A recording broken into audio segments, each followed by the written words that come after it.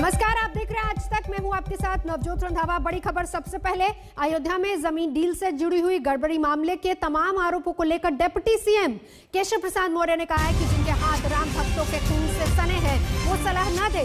साथ ही उन्होंने ये भी कहा कि जिसने भी गड़बड़ी की है उन पर कार्रवाई होगी।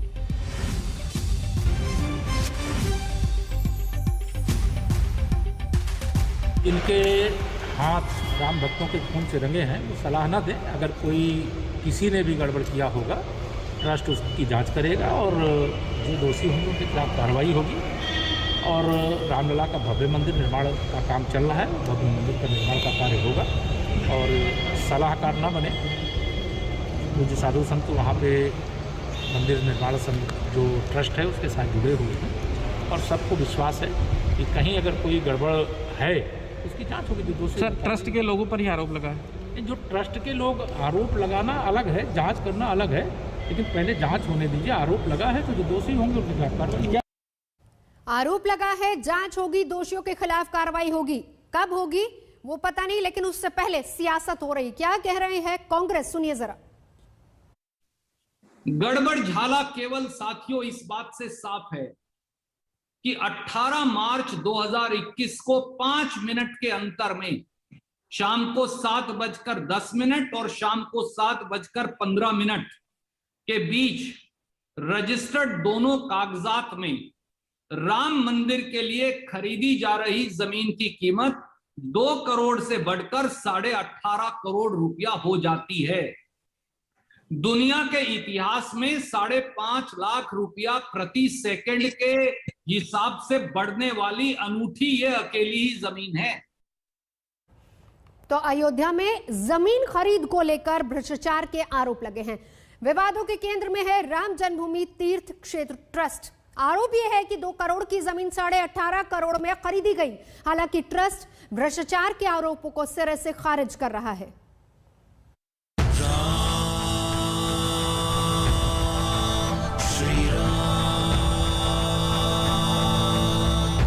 पावन नगरी अयोध्या में रामलला गर्भगृह में विराज चुके हैं। सरयू किनारे भक्ति की शक्ति दिखने लगी है।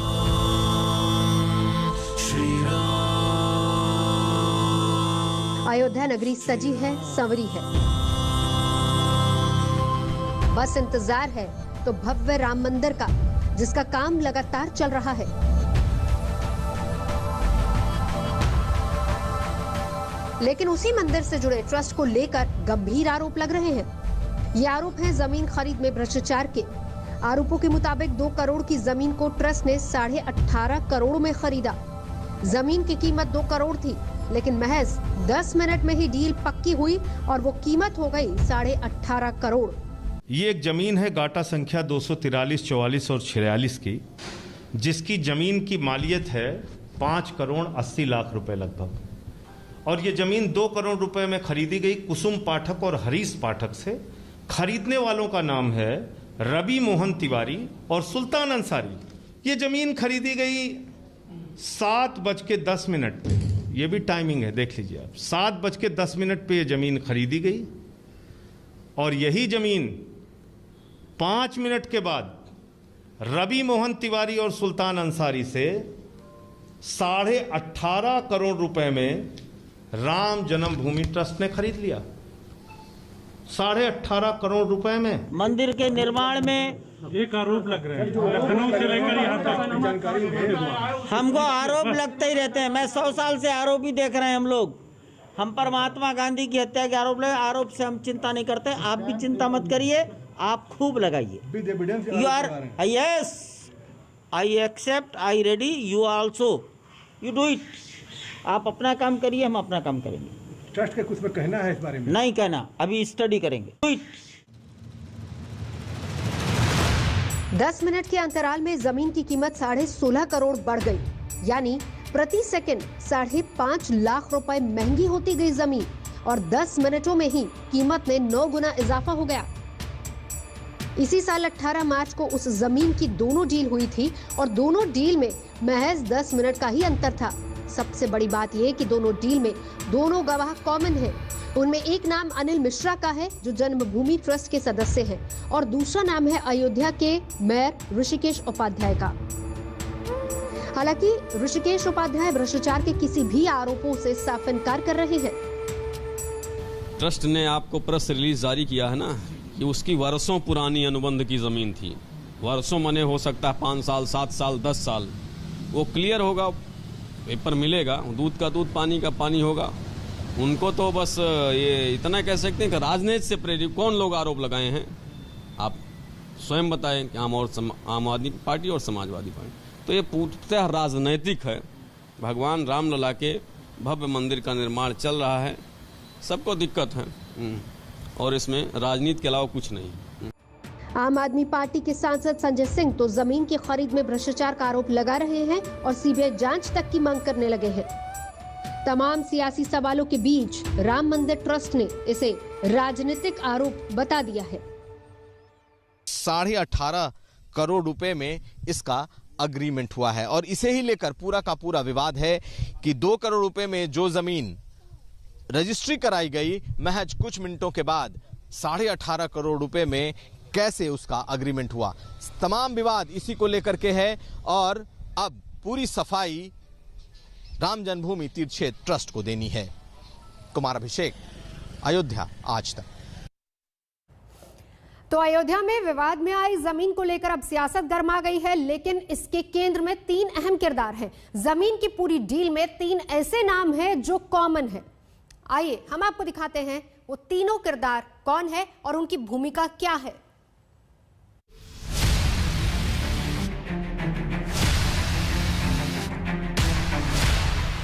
18.5 करोड़ रुपए में राम जन्मभूमि ट्रस्ट ने खरीद लिया। हमको आरोप लगते ही रहते हैं, मैं 100 साल से आरोप ही देख रहे हैं हम लोग।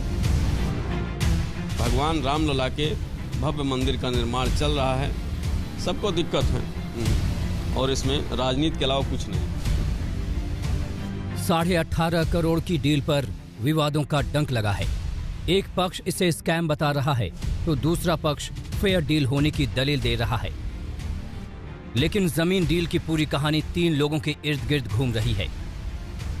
जमीन का मालिकाना हक कुसुम पाठक का था, जिन्होंने 2010-11 में ही जमीन का समझौता रवि मोहन तिवारी और सुल्तान अंसारी से कर लिया।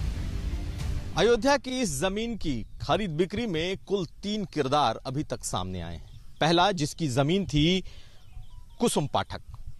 मूल रूप से यह पूरी जमीन जिस पर इस वक्त अमरूद की बगिया है, यह कुसुम पाठक की जमीन है। लेकिन कहा जाता है कि कुछ साल पहले उन्होंने अपनी इस जमीन का अग्रीमेंट 2 लोगों के नाम किया था, रवि तिवारी और सुल्तान अंसारी। वहीं समझौता कागजी तौर पर करीब 10 साल बाद यानी इस साल 18 मार्च को फाइनल हुआ। कुसुम पाठक ने 2 करोड़ में रवि मोहन तिवारी और सुल्तान अंसारी को बेच दिया। 18 मार्च 2021 को इस जमीन की पहली रजिस्ट्री होती है और तब तीसरे किरदार की एंट्री होती है। पहली रजिस्ट्री सीधे कुसुम पाठक, रवि तिवारी और सुल्तान अंसारी को करती हैं, जिनसे वर्षों पहले उनका एक अग्रीमेंट हुआ था और वो अग्रीमेंट 2 करोड़ रुपए का था।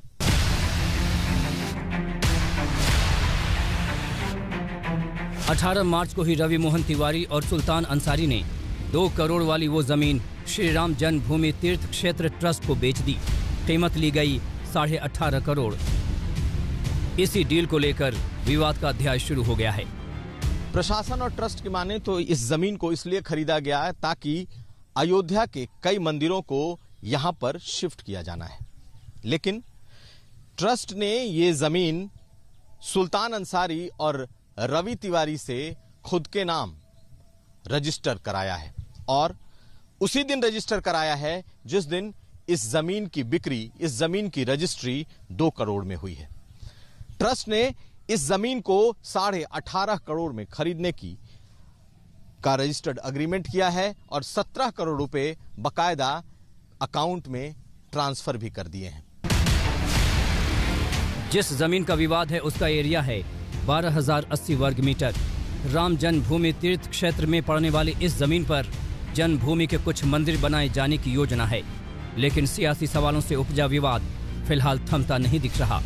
बनबीर सिंह के साथ कुमार अभिषेक, अयोध्या आज तक। तो इस विवाद को लेकर सियासत भी लगातार जारी है। आखिर 2 करोड़ की जमीन 10 मिनट बाद 18.5 करोड़ की कैसे हो गई? ये धर्म के नाम पर लूट की गई है। ये जमीन मर्यादा पुरुषोत्तम भगवान श्री राम की आस्था के साथ लूट की गई है। इनके खिलाफ कड़ी कार्रवाई होनी चाहिए, जेल भेजा जाना चाहिए, मुकदमे दर्ज किए जाने चाहिए और सीबीआई जांच कराकर दूध का दूध पानी इस केंद्र की सरकार को करना चाहिए। पैनामा हुआ तो ट्रस्टी गवाह थे, जब रजिस्टर्ड एग्रीमेंट हुआ ट्रस्टी गवाह थे। इसका मतलब ट्रस्ट इस भ्रष्टाचार में लिप्त है। 16 करोड़ 16.5 करोड़ रुपए का भ्रष्टाचार लूट हुई है। संजय सिंह जी ने वित्तीय अनियमितता को लेकर जो आरोप लगाया है, यह बड़ा आरोप है और मैं मांग करता हूं कि इसकी उच्च स्तरीय जांच हो। इस जांच में जो लोग पाए जाएं उनको बख्शा ना जाए। लेकिन मैं यह भी एक सवाल उठाऊंगा कि अगर संजय सिंह जी अगर जांच में ये लोग सही नहीं पाए गए तो आप ऊपर मैं राजू दास 50 करोड़ रुपए का मानहानि का दावा करूंगा। इसके नाते 50 करोड़ का मानहानि का दावा करूंगा क्योंकि आप विश्व हिंदू परिषद पर उंगली उठा रहे हैं, जो हिंदू जनमानस के ऊपर उंगली उठाना हुआ।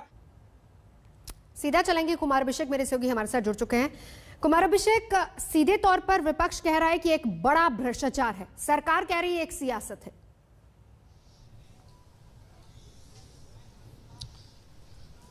देखिए, अभी तक एक जो अग्रीमेंट का पेपर जिसकी बात लगातार की जा रही है कि ये 10 साल पुराना अग्रीमेंट है और 10 साल पहले 2 करोड़ की जमीन थी और आज भले ही उसकी रजिस्ट्री 2 करोड़ की हुई हो लेकिन उसे अभी 18.5 करोड़ में खरीदा गया है।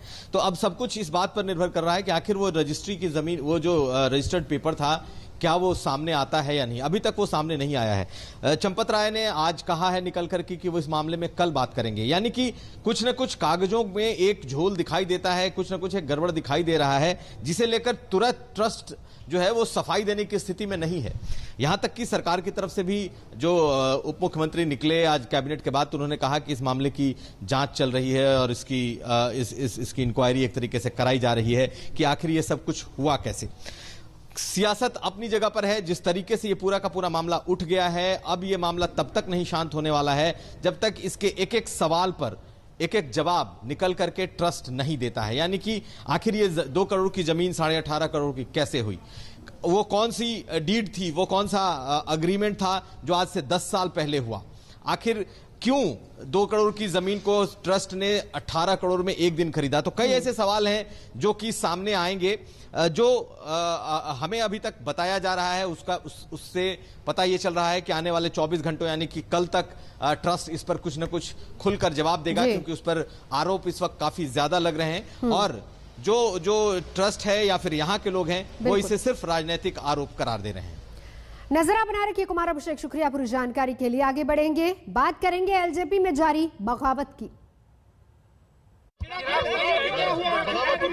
भाई चाचा हाँ भतीजा, अरे क्यों भाई चाचा, तो मैं पार्टी तोड़ा नहीं हूँ। क्यों भाई चाचा हाँ भतीजा, अरे क्यों भाई चाचा। चाचा भतीजे के बीच की बात है। उनको कोई आपत्ति नहीं है, दल में रहे, उनको कोई आपत्ति नहीं है, उनको चिराग पासवान से कोई शिकवा शिकायत नहीं है। उनके पुत्र की राजनीति की महत्वाकांक्षा का और गलत राजनीति का नतीजा है। हाँ भतीजा, अरे क्यों भाई चाचा, अरे हाँ भतीजा। एलजेपी में अब कलह सामने आ गई है। तकरार के बीच पार्टी ने पशुपति पारस को सर्वसम्मति से लोकसभा में संसदीय दल का नेता चुन लिया और उधर चिराग पासवान के खिलाफ पार्टी के 5 सांसदों ने बगावत कर दी और इन सब के बीच आज दिल्ली में हाई वोल्टेज ड्रामा हुआ। चिराग के चाचा पशुपति पारस ने 2 टूक कह दिया। चिराग फैसला करे कि पार्टी में रहेंगे या नहीं, और इसके बाद फौरन चिराग पशुपति पारस से मिलने उनके घर पहुंचे, लेकिन घर के अंदर जाने के लिए 25 मिनट इंतजार करना पड़ा।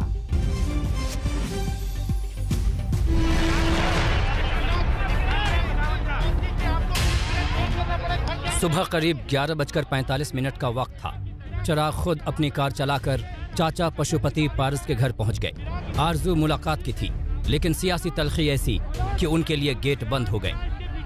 कार की ड्राइविंग सीट पर चिराग थे, लेकिन पॉलिटिक्स की ड्राइविंग सीट पर आज पशुपति पारस बैठे।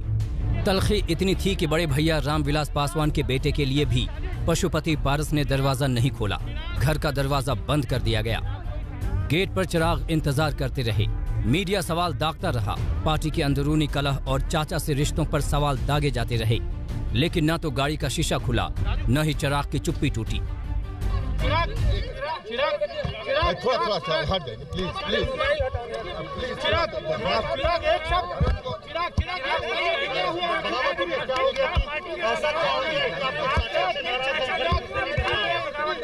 आपको 20 मिनट वेट करना पड़े घर के अंदर आने के लिए।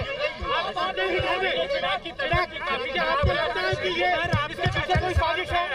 चिराग, इसके पीछे कोई साजिश है? चिराग, क्या इसके पीछे कोई साजिश है? चिराग, इसके पीछे किसी की कोई साजिश? चिराग, इसके पीछे कोई साजिश?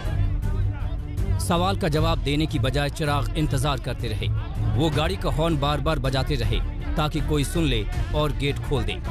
बीच बीच में वो फोन पर भी बात करते रहे, लेकिन ऐसा लग रहा था कि मानो पशुपति पारस ने भी उनसे नहीं मिलने की ठान ली हो। इंतजार करते करते 25 मिनट हो गए। तब तक ना गेट खुला, न उनसे कोई मिलने के लिए बाहर निकला। चिराग भी सब्र के साथ चुप्पी साधे इंतजार करते रहे। आखिरकार चिराग के लिए गेट खुला और उनकी गाड़ी अंदर पहुंची। अब चिराग घर के अंदर जा चुके थे, लेकिन पशुपति पारस घर पे नहीं थे। वहां मौजूद पार्टी सांसद और चिराग के चचेरे भाई प्रिंस राज थे।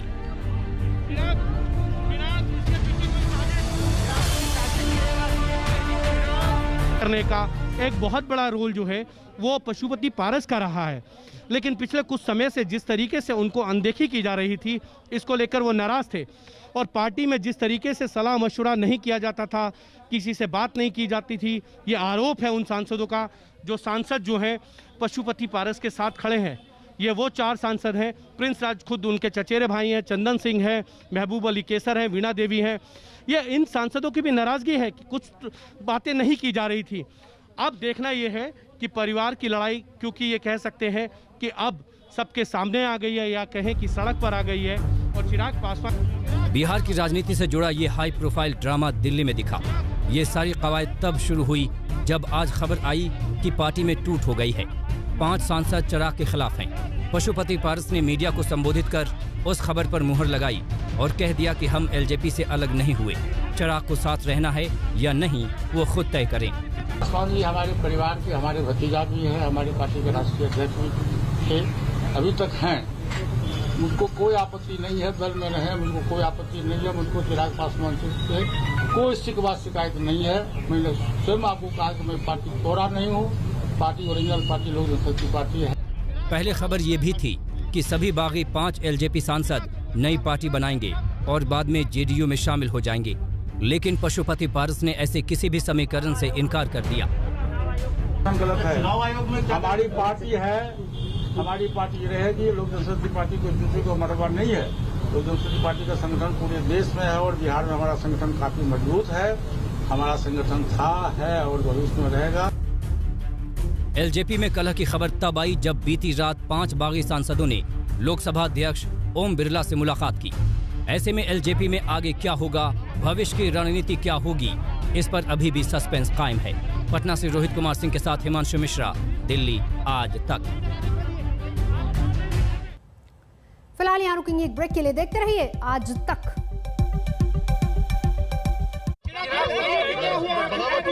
भाई चाचा, हाँ भतीजा, अरे क्यों भाई चाचा? तो मैं पार्टी तोड़ा नहीं हूँ। क्यों भाई चाचा, हाँ भतीजा, अरे क्यों भाई चाचा? चाचा भतीजे के बीच की बात है। मुझको कोई आपत्ति नहीं है, दल में रहे, मुझको कोई आपत्ति नहीं है। मुझको चिराग पासवान से कोई शिकवा शिकायत नहीं है। उनके पुत्र की राजनीति की महत्वाकांक्षा का और गलत राजनीति का नतीजा है। हाँ भतीजा, अरे क्यों भाई चाचा, अरे भतीजा। आज अहमदाबाद दौरे पर पहुंचे अरविंद केजरीवाल ने ऐलान कर दिया है कि गुजरात में आम आदमी पार्टी सभी 182 सीटों पर चुनाव लड़ेगी। अरविंद केजरीवाल आज अहमदाबाद पहुंचे, जहां पर उन्होंने ऐलान किया कि सभी सीटों पर आम आदमी पार्टी चुनाव लड़ेगी। उन्होंने कहा कि अगर दिल्ली में मुफ्त बिजली मिल सकती है तो फिर गुजरात में क्यों नहीं। आज लोग मुद्दे जनता तय कर रही है। आज युवा बेरोजगार है, क्यों बेरोजगार है? आज गुजरात के युवाओं को रोजगार क्यों नहीं मिल रहा? रोजगार तो बात की बात है, युवाओं को कॉलेज में एडमिशन नहीं मिल रहा। कॉलेज तो बात की बात है, युवाओं को स्कूल के अंदर अच्छी शिक्षा नहीं मिल रही। आज किसान आत्महत्या 70 साल के बाद क्यों कर रहा है? आज आपने कोरोना काल के अंदर देखा कि सरकारी अस्पतालों का और डिस्पेंसरियों का क्या हाल था। आज गुजरात के स्कूल खराब क्यों हैं? गुजरात के व्यापारी नाराज क्यों हैं? गुजरात की जो हालत है वो बीजेपी और कांग्रेस की सरकारों की कारस्तानी है। पिछले 27 साल से गुजरात में एक ही पार्टी की सरकार है, लेकिन पिछले 27 साल इन दोनों पार्टियों के गठजोड़ की कहानी है, दोनों पार्टियों की दोस्ती की कहानी है। कहते हैं, मुझे नहीं पता, आपको तो ज्यादा पता होगा, कि कांग्रेस बीजेपी की जेब में है। हम किसी नेता के खिलाफ नहीं है, हम किसी पार्टी के खिलाफ नहीं है, हम जनता के विकास के लिए काम कर रहे हैं। हम भ्रष्टाचार के खिलाफ जनता के चेहरे पे लड़ेंगे, जनता तय करेगी, जनता हमारा चेहरा है। गुजरात के 6 करोड़ लोग अभी तक मजबूर थे, उनके पास विकल्प नहीं था। गुजरात के लोगों को तय करना है अब कि हमें राजनीति बदलनी है कि नहीं बदलनी। फिलहाल यहां रुकेंगे एक ब्रेक के लिए। आज तक पर खबरों का सिलसिला जारी है, देखते रहिए आज तक।